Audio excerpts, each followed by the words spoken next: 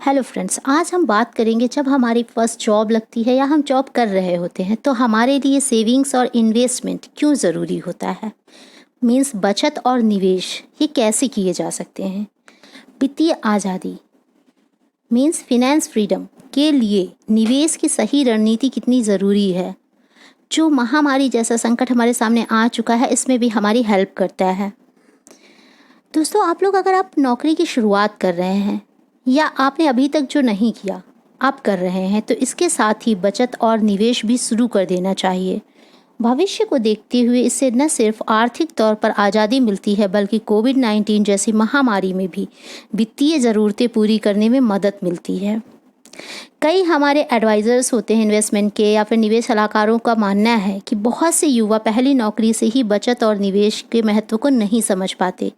यही वजह है कि वे अनाप शनाप खर्च करते रहते हैं और उनके आसपास अपनी वित्तीय आज़ादी को आगे बरकरार रखने की कोई रणनीति नहीं होती है। यह समस्या आगे तब बढ़ जाती है जब उनकी वित्तीय जिम्मेदारी बढ़ जाती है। ऐसे में पहली नौकरी से ही बचत और निवेश की सही रणनीति तैयार कर देनी चाहिए।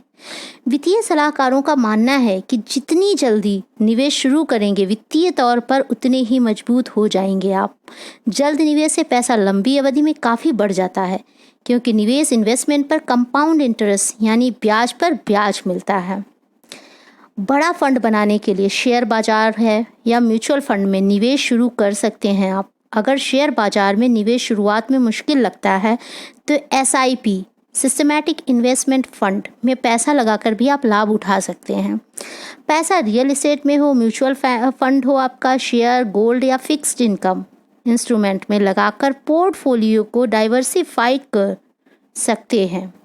इससे अलग अलग क्षेत्र में आपके रिटर्न में आने वाले उतार चढ़ाव से होने वाले घाटे से भी आप बच सकते हैं। निवेश जितनी जल्दी शुरू करेंगे भविष्य उतना ही सुरक्षित होगा। अगर आपकी पहली नौकरी है तो शुरुआत से ही पेंशन फंड में निवेश शुरू कर दें। स्वास्थ्य बीमा हो और टर्म बीमा भी ज़रूर खरीदें। ये बहुत ही ज़्यादा ज़रूरी होती है जो हमें किसी प्रॉब्लम के बाद समझ में आता है।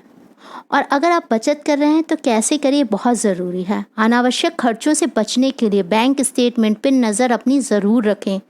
इससे खर्चों को बेहतर तरीके से नियंत्रित करने में आपको मदद मिलेगी।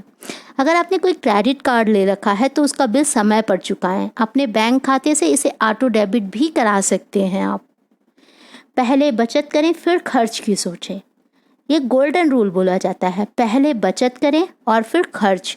पहले खर्च करने और बचे हुए पैसे बचत में डालने की रणनीति सही नहीं होती है। इसलिए फ्रेंड्स, अगर अभी नहीं किया है तो भी आप कर सकते हैं क्योंकि जॉब के बाद आप देख रहे हैं कि कई बार ऐसा हो चुका है, 2 बार की फर्स्ट एंड सेकंड वेव आ चुकी है, थर्ड की बात चल रही है। तो जिनके पास नौकरी नहीं है वो नौकरी करेंगे और जिनके पास नौकरी है वो कोशिश कर सकते हैं कि वो ज़्यादा से ज़्यादा बचत करें और उसे इन्वेस्ट करें ताकि वो एक अच्छी रकम को अपने अकाउंट में सेव रख सकें।